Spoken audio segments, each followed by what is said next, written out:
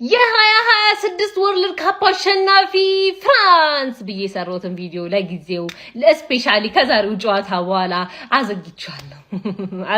ምንድነው ፍራንስ ምንድነው ዛሬ ማን የገባው እዚህ ማን የገጠመው እንዴ? ጭራሽ ፋይቲንግ ቦክሲንግ ኤምኤም ፋይት እንዴ? ጂጂትሱና ቃተሊና መሆናችሁ እኮ የፋይቱ የነቆራው የድብድም ኢንተረስታችሁ ምናምን ይበሳል እኮ ከጨዋታው።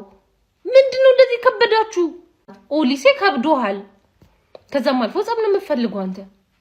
እምባፔ ፓስቱ እምባፔ እንትን እያልክ ነው እየፈጠርክ ነው ራስ ላይ ሆይ እንዴ ለምሮ መሞከር የለባቸው ሌሎቹ ጀነራል this is not Real Madrid babe ፖርቹጋል እንደምንም ብለሽ ለፊ ነይ ስፔን እንደምንም ብለሽ ለፊ እንጂ አይዞሽ ፍራንስ ጋር ቆይ አይዞሽ።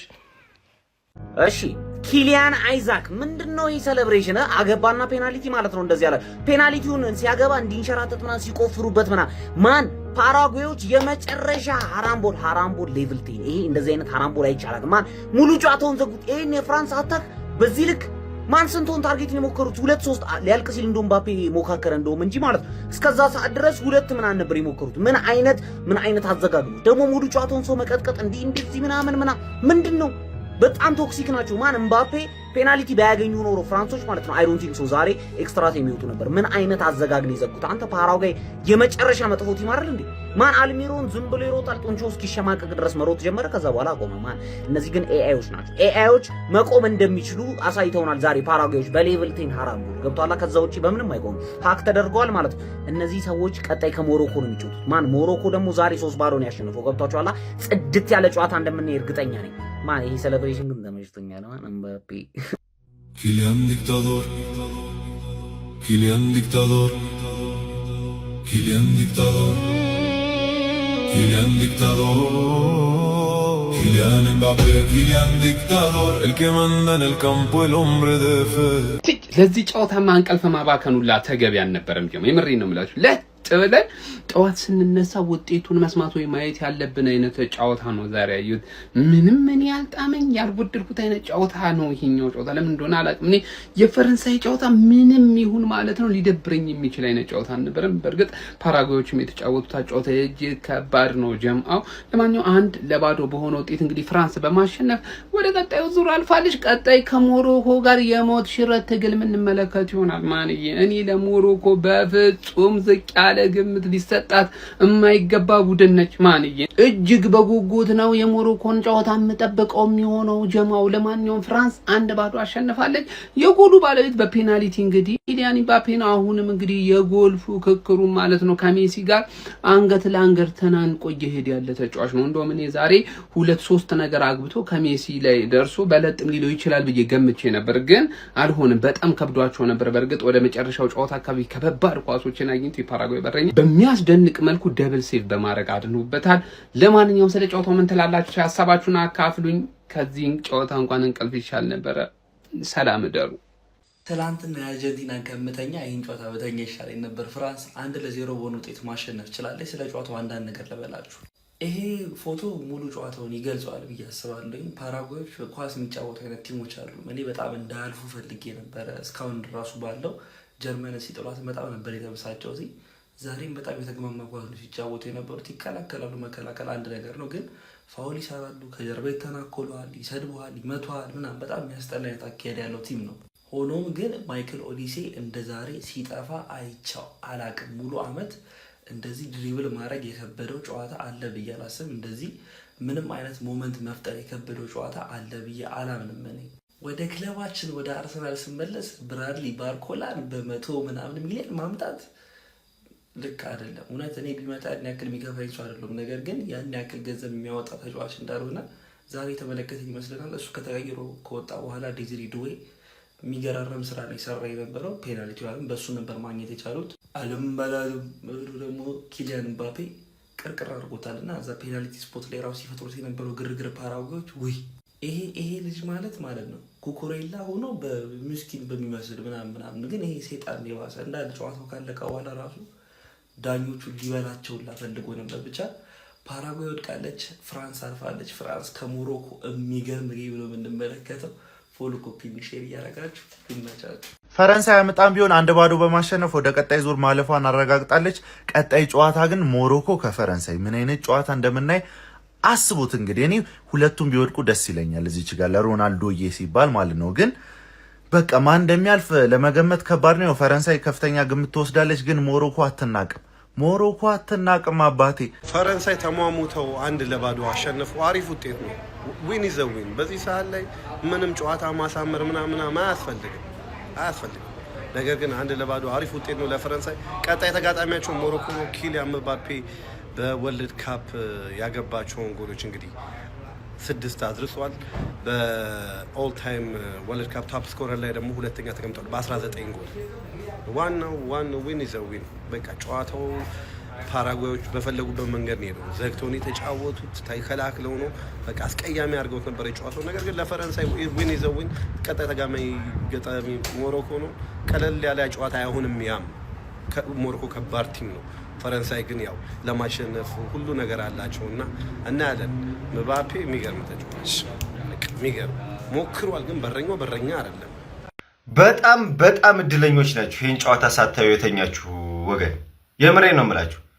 እኔ እንግዲህ ኤምኤምኤ ነው ያየሁት ዩኤፍሲ ላይ በሉት። ይሄ እኔ ምን አይነት ቀሽም የሆነ ዳኛ ነው ደግሞ ይሄ ኡዝቤኪስታን ነው ምናምን። አውዝ ቢላሂ ምንሽ የመጨረሻ በቃ በእንቅልፌ ነው የተጫወቱብኝ እንዴ ትናንት የአርጀንቲናን ጨዋታ። ኧረ በአላህ ምን አይነት ነገር ነው በእናታችሁ። እኔ ኮፒ ሊንክ አድርጉት በደንብ። አሁን የሌሊት ነው 8 ሰዓት ነው። እንቅልፌን ነው መስዋዕት ያደረኩት ለማይረባ ኳስ ማለት ነው። በደንብ እርገጡት ኮፒ ሊንክ።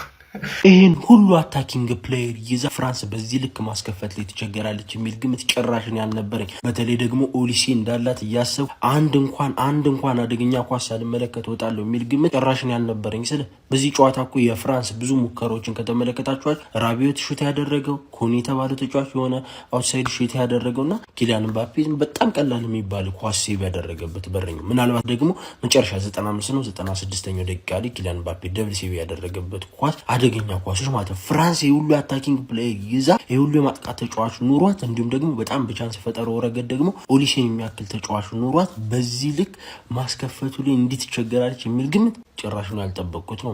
እኔ በጣም ብዙ ሙከራዎች ያሉት ድብደባ ያለው ጨዋታ ልመለከት እንዲሎ ብሎኮች ሲመጡ እንደውም በጣም ለፍራንስ ሲምፕል ምናምን እንደሆነ ነበር የገመትኩት ማለት። በጌታ ስም ፓራጓይ ይመቻቸው በዚህ ልክ መከላከል፣ በጣም ጥራት ያለው መከላከል ማለት። ከዛ ውጭ ግን እቺ ቅያር ወሳኟ ቅያር ናት ማለት ነው። ዱዌ በጣም ትክክለኛው ቅያር ነበር። 63 ነው 61ኛው ደቂቃ ላይ የተቀየረው ዱዌ በ3 ደቂቃ በ2 ደቂቃ ልዩነት ቆንጆ የሚባል ለውጥን የፈጠረው ፔናልቲ እንዲያስገኙ ነው ማለት ነው። የኪሊያን ምባፔ ደግሞ በጣም መጠቀም የሚችል አይነት ተጫዋች ነው። ጎሏን አስቆጥ። ቀጣይ እንግዲህ የፍራንስ ተጋጣሚ ሞሮኮ ነው የሚሆን። በእርግጠኝነት ሞሮኮ ከፓራጓይ በተሻለ በደንብ ይፈትናቸዋል።